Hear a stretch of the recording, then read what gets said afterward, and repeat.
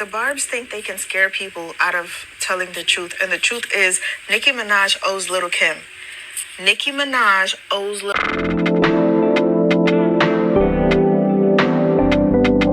Kim. I don't give a damn how you feel. The facts are the facts. When Nicki Minaj was up and coming, she made mixtapes. She made remixes of Little Kim's songs. She used Little Kim's name to get interviews, to get radio play, to get attention on the radio, to get people to notice her.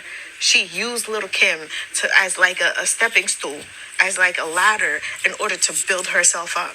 So when the time came and Little Kim was being abused by the industry, and she reached out to Nicki Minaj for any sort of like camaraderie, like, hey, let's stick together as women, for Nicki Minaj to turn her back on Little Kim, that right there was foul. And it will always be foul. Because whether or not the Barbs want to act like, oh, they don't see it, the whole world can see that Young Money Cash Money basically turned Nicki Minaj into a younger version of Little Kim. It's pretty much it. Because the truth is there, baby girl. You dressed up like her. You made remixes of her songs. You did basically everything that she did. The colorful wigs, the matching outfits, even the surgeries. Like, let's not act. Let's not act like you weren't copying this woman. You copied her bar for bar. You copied her look for look. And then when she said, hey, they're doing this to me, they're putting me down to put you up. Woman to woman, black woman to black woman, that shit's foul. You should stand up against that. Nicki Minaj said she don't see it. She don't see it. She said, what was that Roman's revenge thing? She went on this rant about like, you could have gone out graciously. Now you're going out as a loser. That's how she responded to the very person that she was looking exactly alike, the very person whose name she used in order to get attention, in order to open doors for herself. Come on now. You don't get to use somebody to that extent and then want to sit around and act like you don't owe her shit. And it's just so weird that now all of a sudden the Barbs are like so scared that anybody might copy Nicki. When it's Nicki copying Little Kim, you can't find it. You can't see it. But when somebody says something and you think it sounds remotely like something Nicki said before, all of a sudden it's like, oh, everybody's Nicki's sons. Nicki's the firstborn son. And Lil' Kim wanted to abort her. Lil' Kim didn't want the girl. Like, hold on now. Let's not act. Nicki Minaj is a redheaded stepchild, baby girl. She was not wanted. But Lil' Kim was willing to make room for her. It's only when Little Kim saw how much Nicki was willing to do for fame and fortune. Like, I get it. You know, if you come from nothing and you get the opportunity to make something of yourself, of course, a lot of people would take it. We're not mad at you for taking it. We're mad at you for the way you did it. We're mad at you for the way you played victim.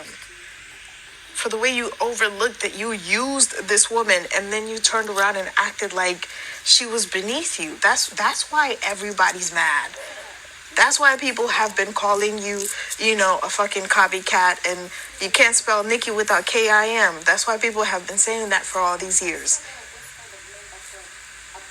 Hello? Like, y'all not gonna silence anybody. Get a fucking personality outside of being a Barb. Like, shut the fuck up. Touch grass. Honestly, Nicki Minaj needs to really outgrow herself. Nicki, for the longest time, I still remember back in those days how she literally copied Little Kim, literally everything. And everything she said, even if it was valid at that time, she was expressing herself, it was like, oh, she's jealous. She was featured even with Roman's Revenges. She even featured Eminem and Lil Wayne. I always wondered, like, if all the women don't like you, like, you're the problem. If all the women do not like you, like, you are seriously the problem, like, literally the problem. Like, what do you mean? What do you mean? Like you're willing, you don't like what you have done to others to be done onto you. You don't want to be forgotten. You don't want to be pushed over like what happened to little Kim. You're afraid. You're afraid of the future that in the next 10 years, 5 years, nobody else is gonna literally see you. I mean, the last album that you had live was 2014. That's when your last album. That's when you pulled out yourself and showed that you're Nicki Minaj. And I feel like that's one of your best works. But after that, and then your second album was a little bit better. And then after that, I don't know what happened to this woman. You don't know what to say. You don't know how to be relevant. You've cut too many bridges. And it's almost as if everyone else is after you. You've never done anything to anyone. You're the innocent person. Look at what you did to Megan the Stallion. You didn't want her to work with anybody else. You're cutting her bread. And that's not right. Like, I don't want to deal with that. Even if I was Megan the Stallion, I would not be, anybody would not be choosing for me who I would work for and who I would work with and stuff like that. She did not want her to work with Cardi because she has a problem with Cardi. And she's like, you're gonna, basically, she wants her to do what she wants her to do. And in this industry that she knows very well, she knows that relevancy is important. And you need to constantly be in people's faces so that people do not forget you. Yet for some reason, she wants her to nitpick. Okay, you can work with this buddy and this buddy and this buddy, but you can't work with this buddy and this buddy. Ugh. Anyway, the Bobs can give me a break. Literally, come get your queen. Come get your queen.